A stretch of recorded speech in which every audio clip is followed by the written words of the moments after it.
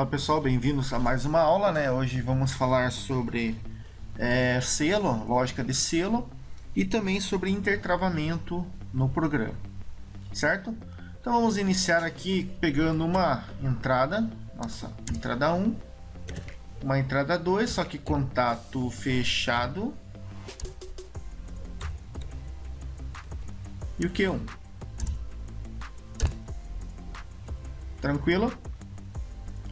Vamos pensar que isso aqui é duas botoeiras, certo? Um liga e um desliga. Então vamos analisar dessa forma aqui. Eu ligo, meu contato está acionado e eu pressiono o desligo, certo? Tranquilo. Agora imaginem que essa entrada aqui, o nosso I1 é um botão de pulso, certo? Botão de pulso eu pressiono. A partir do momento que eu solto o dedo do botão, ele volta para o estado normal dele, que é normalmente aberto, certo? Então, como que eu faço para quando eu tenho um botão de pulso, para essa minha saída ficar acionada? Então, aí que vem o selo. A gente já viu em aulas anteriores, né? Mas a gente não falou específico nisso. Como que eu faço o selo? Simples assim, eu pego um contato dessa nossa bobina aqui, da saída aí, intertravo, linko aqui, faço uma lógica em paralelo com esse botão, ou seja, eu vou selar esse botão. A partir do momento que esse botão der um pulso, vai acionar o Q1, esse Q1 vai acionar o seu contato e a corrente fictícia do nosso circuito vai passar por aqui, da nossa lógica elétrica. Vamos ver como é que isso funciona na prática. Então, se eu pressionar, notem, digamos que eu estou pressionando aí no botão, mas notem que aqui já acionou, certo? Conforme aciona aqui, já aciona o contato aqui. Se eu vir a soltar o botão de liga, a minha saída continua acionada. Por quê? Porque ela está selada. Ela selou por aqui. Ela só vai desligar quando eu pressionar meu botão I2. Tranquilo? Pessoal, a gente pode fazer essa lógica em outro lugar na linha de programação, certo? Vamos imaginar que o nosso I2, que é o botão de desliga, está no início e o I1 está aqui. Como que eu vou selar? Eu vou selar esse contato aqui. Vamos ver o que acontece se eu colocasse o meu selo aqui, né? Vamos ver o que aconteceria. Liguei. Agora eu vou... Ele não sela, na verdade, ó. Estão vendo, pessoal? Então, a partir do momento que eu solto, o que eu tenho que fazer? Eu tenho que selar o contato. Então, o que eu vou fazer? Vou apagar esse contato. Vou colocá-lo aqui, certo? L. Agora sim vai funcionar. Vamos ver? Então, pressionei. A lógica ficou selada por aqui. Então, isso a gente pode fazer dentro da nossa programação em vários locais. Várias formas pode ser feito. Podemos fazer assim, ó, colocar a nossa entrada I1 aqui e o nosso Q1 aqui. Então existem 1000 maneiras de programar, 1000 maneiras de fazer. Que nem dizia um amigo meu, eu nunca esqueço isso, quando eu iniciei na elétrica, ele já trabalhava na elétrica, ele falou assim que existem, que nem Neston, programação é que nem Neston, existe 1000 maneiras de fazer, né? O Neston seria de preparar, a programação é de fazer. Então a gente tem uma grande versatilidade, né, de opções para a gente estar desenvolvendo o projeto, a nossa lógica de programação.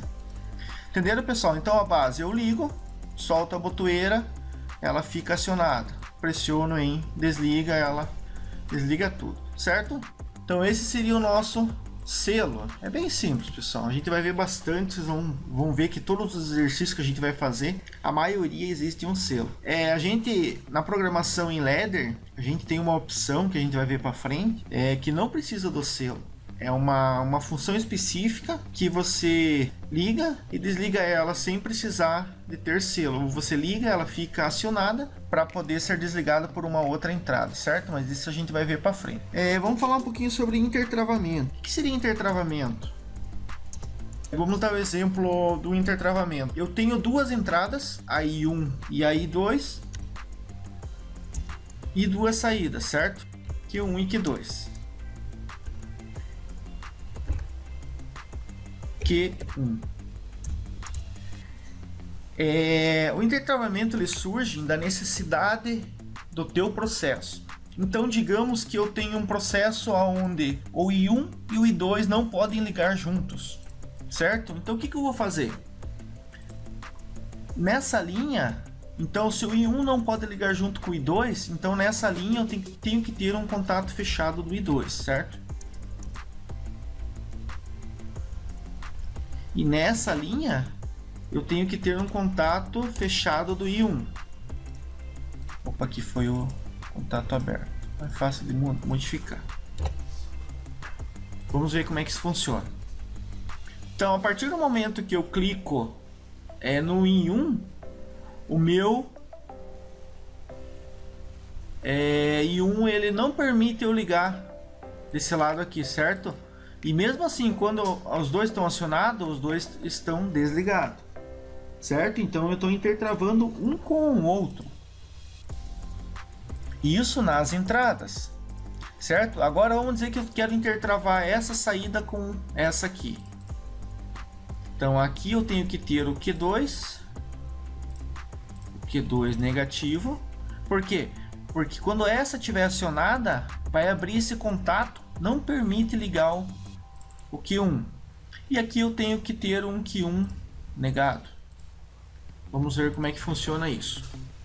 Então, pressionei o I1, ligou o Q1. Se eu pressionar o I2, o Q2 não vai acionar. O Q2 só vai acionar se eu desligar o I1, certo? E notem, pessoal, que o primeiro que eu acionar, ele fica acionado e não deixa o outro ser acionado e desligar, como acontecia com a entrada, né? Então, quando eu quero intertravar, não deixando uma, eu não quero que as duas acionem ao mesmo tempo. Então, o que eu faço? Eu faço simplesmente isso. A linha que está o Q2, eu coloco o Q1 invertido. A linha que está o Q1 para ser acionado, eu coloco o Q2 invertido. Então, tranquilo? Isso a gente usa bastante em proteções. Vamos dar o exemplo de uma partida reversora. Se eu aciono um contator, digamos, esse seria o contator para um sentido. Se eu pressionar o contator para o outro sentido, ela não pode de jeito nenhum ligar, porque senão fecha curto no motor. Entenderam? Agora, se estiver desligado, eu posso ligar para o sentido inverso. Tranquilo? Então, pessoal, essa aula foi sobre intertravamento, né? E sobre o selo. Tranquilo? A gente se vê na próxima aula. Um forte abraço. Valeu!